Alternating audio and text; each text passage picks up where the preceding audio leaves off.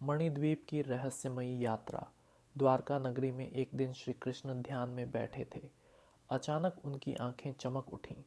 पास बैठे अर्जुन ने पूछा, मधुसूदन, क्या हुआ? कृष्ण मुस्कुराए और बोले, अर्जुन, आज मुझे मणिद्वीप जाना है। ये वह स्थान है जो सामान्य मनुष्यों की समझ से परे है। वहाँ एक मणि है जो पूरे संसार का संतुलन बनाए रखती है, लेकिन उसे एक राक्षस ने चुरा लिया है। अर्जुन ने जाने की इच्छा जताई तो कृष्ण ने कहा, यह यात्रा केवल तुम्हारे धैर्य और विश्वास की परीक्षा होगी। दोनों दिव्य रथ पर सवार होकर मणिद्वीप पहुंचे।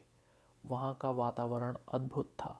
मणियों की ज्योति से जगमगाता, हर ओर सुंदर गंध और संगीत। लेकिन जैसे ही वे मणि के पास पहुंचे, एक विशाल राक्षस प्रकट हुआ।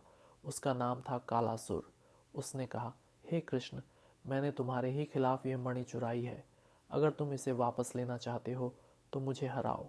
कृष्ण मुस्कुराए और बोले, सत्य को पराजित करना असंभव है। उन्होंने अपना सुदर्शन चक्र चलाया, लेकिन जैसे ही चक्र कालासुर की ओर बढ़ा, वह गायब हो गया। अर्जुन चौंक गए। कृष्ण बोले, ये राक्षस कोई साधारण नहीं है, इसका अंत केवल प्रेम से होगा। कृष्ण ने बांसुरी बजाई। उसकी धुन से मणिद्वीप में छिपी सारी शक्तियां प्रकट हो गईं। कालासुर का असली रूप एक साधारण ब्रह्मज्ञानी था जो माया के प्रभाव में आ गया था। बांसुरी की मधुर ध्वनि ने उसके भीतर की बुराई को समाप्त कर दिया और उसने मणि वापस कर दी। 2. गोवर्धन पर्वत का रहस्य। गोवर्धन पर्वत को उठाने की घटना सबको पता है, लेकिन बहुत कम लोग जानते हैं कि यह घटना के बाद क्या हुआ। एक दिन इंद्रदेव ने कृष्ण को संदेश भेजा कि उन्होंने गोवर्धन पर्वत पर एक रहस्यमयी शक्ति महसूस की है। कृष्ण ने महसूस किया कि यह कोई साधारण बात नहीं थी। वे बलराम और ग्वालों के साथ गोवर्धन पहुंचे। पर्वत के पास पहुंचते ही उन्हें वहां एक विशाल गुफा दिखी।